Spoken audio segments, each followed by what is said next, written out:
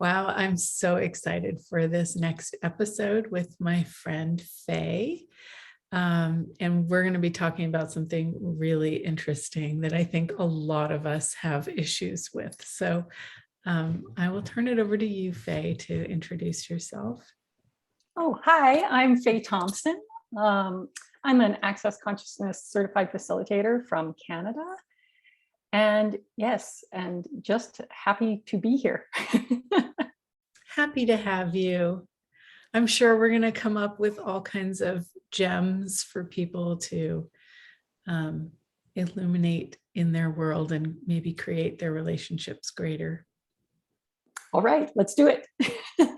Let's do it. So you had an amazing idea, or maybe it's the way that you function. Let's share it with the audience. Well, it was funny how this topic came about. It was you and I were just having a casual conversation about relationships and how people act in relationships. And I just said, I can't tell you how many clients I've counseled by just saying to them, you know, what if your partner isn't wrong? And so many people come to me, how do I change them this way? How do I get them to do this? How do I get them to be like this? And I know for myself in my own marriage, and I've been married 23 years now to a wonderful guy, Awesome. that when I stopped making him wrong, wow, it was like everything that I decided was wrong about him went away or didn't bother me, one or the other. Wow. And so, yeah, if we can get out of this notion that somehow they need to change. That. So when did you come upon this? Like, how did that happen? Well, it's funny. My husband would get mad, like really angry, and kind of yell and complain about certain things that I thought he shouldn't be angry about. I thought, like, what are you getting mad for? Stupid. You shouldn't be mad. Yeah. And so this happened once again, and I was like wanting to I was wanting to change him. And I sat down and I said, okay, everything in my reality I create. So whatever is creating this, what can I create to make this different for me? And I just sat with it. And what came up was, what if he's not wrong? And I was like, I didn't want to admit that, but I allowed it. I was in that place where I was like, okay, well, what if he's not wrong? And then it was just like, it's not that he has to be right. It's just like, what if he's not wrong to be angry? What if he's allowed to get angry at whatever he wants to be angry at, and it has nothing to do with me? That's huge. Yeah. And then it's just like kind of funny, because I'm not his anger police anymore. And when I let go of that job, maybe that's a good title for this.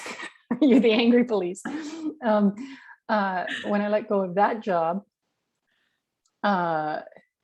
it was like that anger, it never really burst out much ever again. It was almost like me telling him what he couldn't be made him want to be it more, Right. Yeah. And like the other side of the coin is that you were right when he is wrong. So when you let go of the wrongness of them, you all of a sudden have more space, because you're not being right, you're not being wrong, they're not being right or wrong. You go outside of that matrix. Yeah. It completely falls apart. It completely falls apart. Wow, that's amazing. So when you share this with your clients, do you give them some tools, or is it just becoming aware of it? Well, it depends on each individual situation probably, but like what I get a lot of is, wives wanting their husbands to go to the same classes and workshops and personal development as they are. And a lot of guys don't operate that way. They have no interest in doing that. And and if you can realize that, if I can get the woman to realize that the husband if the husband doesn't mind you going to a workshop and lets you do what you want, then give him the same courtesy. Let him do what he wants. Let him do his personal development the way he wants to, or not do it. Yeah, exactly. Go climb a mountain. Let me know how it was when you come back. Exactly. And to realize, a lot of times women like to get together in groups and talk about things, which can be a personal hell for many men. So, they don't want to get together and talk about things. But that's that idea of, one of the aspects of a good relationship being, they let you do whatever it is you wish to do, and you allow them to do whatever they wish to do. It's about allowing for that. And then if either one of you is doing something that the other won't allow for, then that might be your deal breaker, and then that's a different conversation. But usually I find a lot of times it's just this idea that you have to think the same way, you have to do the same things, you have to like all the same things, and it's you have to get to point B on the same route, and that it's not how it is. And when you can let that go, it makes it easier for everyone. Yeah. So did you find that the more allowance you had for him choosing whatever it was, did it spill over to having more allowance for yourself? Oh, good question. Yeah.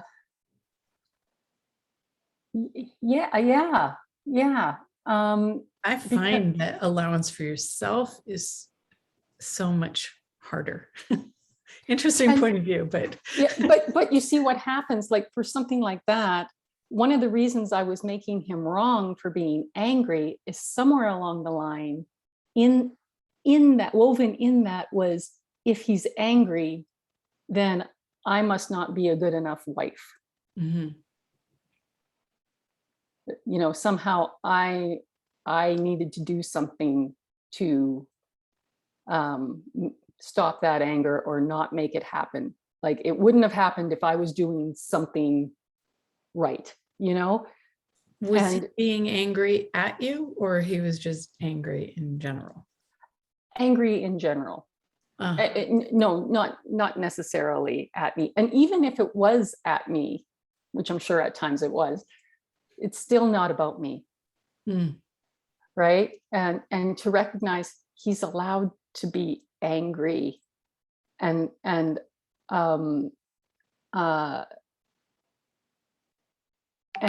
when you don't put up a wall or a barrier to that, and you allow for it, it really fizzles quick. And this is what most people don't realize, is they think they have to fight it or stop it or make it wrong or make you wrong, so it makes them right for being angry. And then the anger has a place to stick, and it can pound and pound and pound on that door. Yes, I like to use that analogy of the screen door, where the wind can just move through it. So if you open the window and allow the wind to move through the screen door, then same thing with anger, or really any kind of pushy or forceful energy. Just lower your barriers, allow it to move through, and you can still choose what you choose. Yeah. And it takes you out of being the cause of any of it. right? And Interesting. yeah, because we're not the cause of people's feelings, emotions, outbursts. Yeah. And then you Yeah. can look at it and go, wow, and then you can ask a question, is there anything that I'm contributing to this upset? And if so, then you can change it. But generally, for me, I find 90% of the time it's literally not allowing for that person to be whatever it is they're wanting to choose in that moment.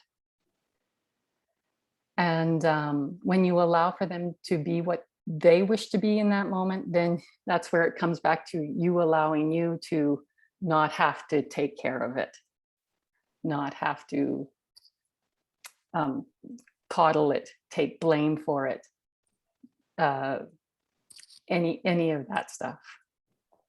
How do you get that,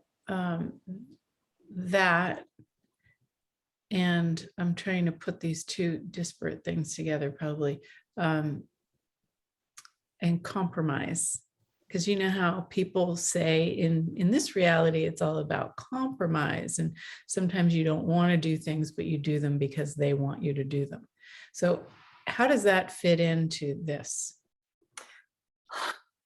When something like that comes up for us, with me and my husband, which sometimes it does because we're very different people, but we work. But we're very different people, so um, uh, that's when we have either communication like, look, it would mean a lot to me if you would come to this, say it's an event, I want you to come to this with me.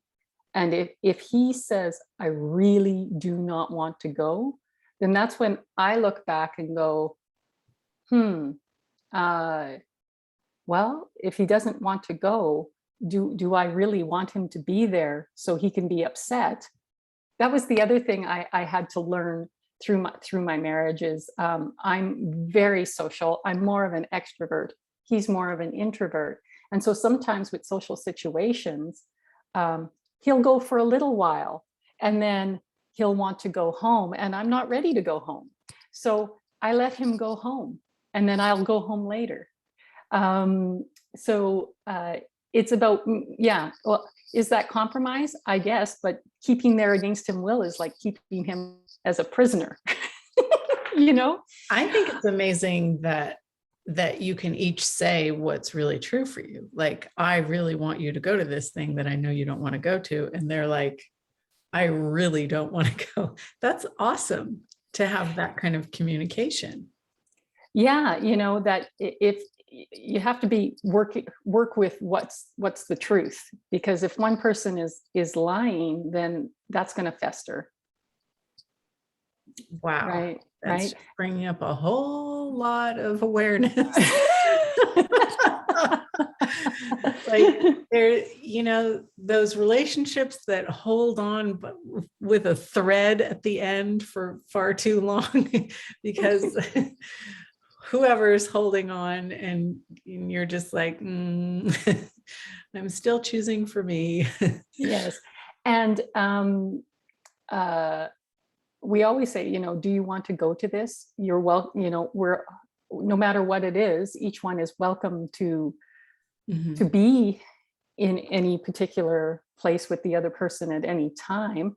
And with the option that it's not an obligation for our marriage,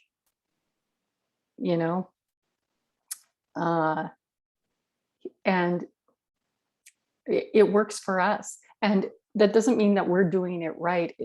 Whatever your particular relationship is, you have to figure out what works for you, what works for you. But if you have the point of view that you must do everything with your husband, and if you are at an event without him, then somehow that's shameful, or people will talk, or then he's not supporting you, or whatever that is, then you really need to look at that. Is that really true and real? Does it really matter?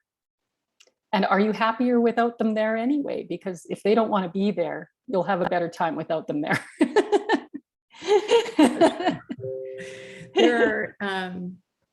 There are a lot of people who I hear from who project and expect that their husband will have issues if they choose to go and do something, whether it's an evening or a weekend or a week.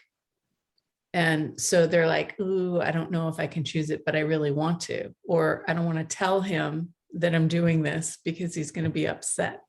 So what would you say to those people? Wow. Well, first of all, I can only speak from experience. Well, what I would do is I would say, hey, is that true? Will they be upset? Have you asked them? Are you certain about that? So I know my husband, and I know I'm coming from a place where my relationship is not abusive, right? where we can talk and stuff like that. If you're in an abusive relationship, then you really need to look at, is that going to change? And is the abuse worth it? Is whatever you're getting from that relationship worth the abuse? And it's interesting. That's a personal choice. The person themselves has to make that choice. You can't tell somebody to leave an abusive relationship; they'll just stay. Right. It's interesting that you call it abusive too, because a lot of people would define abusive as, physical abuse, but there is mental, emotional abuse of being. It doesn't let you be who you be. Yeah. If I really, for my personal health or just have a desire to go do something. And we're not talking big things when we're talking about a weekend away or something like that, right? And your husband won't let you, then are you a slave? Like, are you a prisoner? To me, that is a controlling of your being instead of an honoring of you. Absolutely. Yeah. Like, for example, I'm going away for a week to Puerto Vallarta for CF training, and I'm going to see you there. But when I was planning it, I even said to my husband, hey, it's Puerto Vallarta for a week. You want to come with me? And he's like, nah, you go ahead. I'll stay here. So it's not like he's saying, oh, you're going to go to Puerto Vallarta for a week without me. And then I've got this guilt trip to deal with or anything like that. Or jealousy or. Right. Like that there is choice all around it. Yeah. That's great. That's amazing. And I hope that the people that hear this start to maybe question what they are choosing in their relationship. Does the relationship really work? Because I know that feeling of not being able to choose something that lights you up and bring you joy, and because you're there's this I don't know, fear of what the other person will do. It's a horrible way to live. It's totally not honoring at all. And many people don't have any other reference, and they just think that's normal. I know. I took a trip. I really wanted to go to Israel a few years back. It was just something I wanted to do, felt called to do. And I had even arranged for my husband and I to go with like 2 other couples, like we were going to go on this trip, and it all fell apart. Those 2 couples backed out, and then my husband said, I don't really want to go either. And I was like, but I do. I really want to go. And so I guess I could go, and I ended up asking a girlfriend to come with me, and she did, and we went, and I was so shocked by the sort of the whisperings and the comments from other people about, oh, you went on this big trip without your husband. And I'm like, well, I asked him to go with me, he wouldn't come. Yeah. but so yeah, people have points of view about what married couples are, and you as an individual with as part of a married couple are able to do. Mhm. And what if we released all of those notions of what you're allowed to do because you're married Yeah. and what you're not allowed to do because you're married? Why should being married have anything to do with anything? Yeah. Right. Yeah. I remember when I was married for 20 years. There were times when I liked it because it was a convenient excuse that I could hide behind to Mhm. not choose. But then I got to a point where I couldn't do that anymore. It was too restrictive for myself. Yeah. Yeah. And then that's when you have to really ask, is it the other person not allowing me, or just my point of view not allowing me? Because I know a lot of people who are married, and it could be either, but I know a lot of people who are married to like really decent, great guys, that when you ask them that question, that question of what would your life be like in 5 years? So Mhm. what would your life be like in 5 years if you separated, divorced? And what would your life be like in 5 years if you didn't? And many times when they've decided the only option is to leave, they ask that question and they realize that a divorce isn't going to fix their problem, because the problem isn't with the guy. It's Mm. with how they're being with themselves, with what they're allowing for themselves. And sometimes it's oh yeah, I have to get out of this, but not always. And so you have to really ask yourself, is that just the solution you've decided would work, and then you leave something that would be actually really good for you, and you're back at the same sort of place?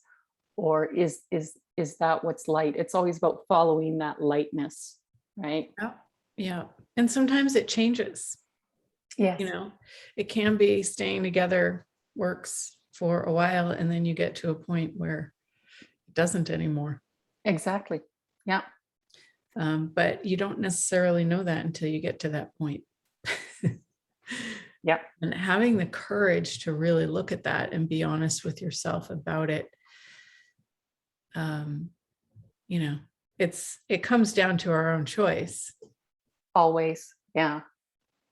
And gosh, when you do look and realize that something that is super light and expansive is opposite of what you think, it's like, oh, that's interesting. Yeah. Yeah. It's about following that lightness, and also be willing to look at all the places you've decided you're right. Because Mhm. most often it's something in there that is limiting you. Like, if you could, it's not to make you wrong. It's this idea of, what if there's nothing to fix? Whenever we go into that place of, Chris Hughes said this I was listening to one of his, Mhm. I don't know, many videos, and he said this. He said, every time we go to fix a problem, every time we try to figure it out, we are using judgment as a way to get a better version of ourselves. Mm. And it never works.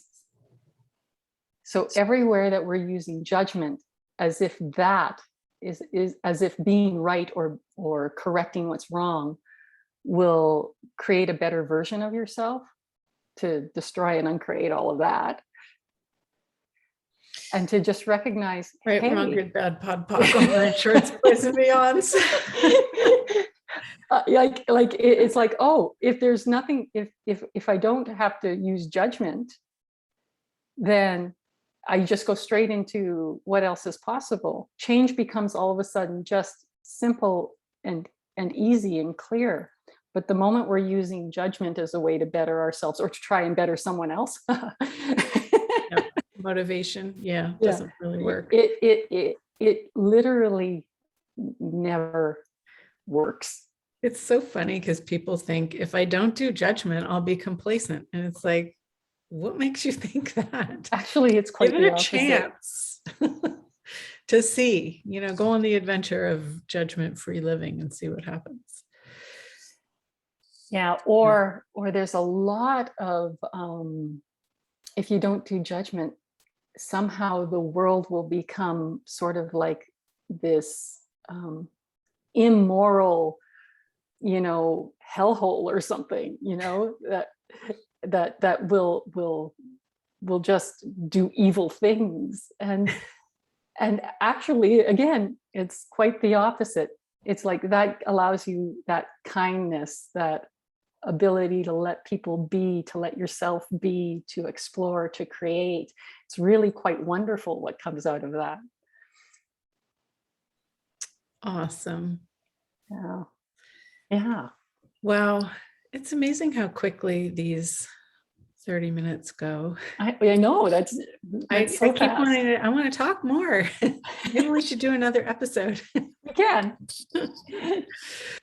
So I guess on that note, we will wrap it up for today. And thank you for the conversation. And thank you for what you bring into the world with who you be. Oh, thank you. Thank you. And you're welcome. I've totally enjoyed this. And you're right, it did go by very fast. Okay. See you all next time.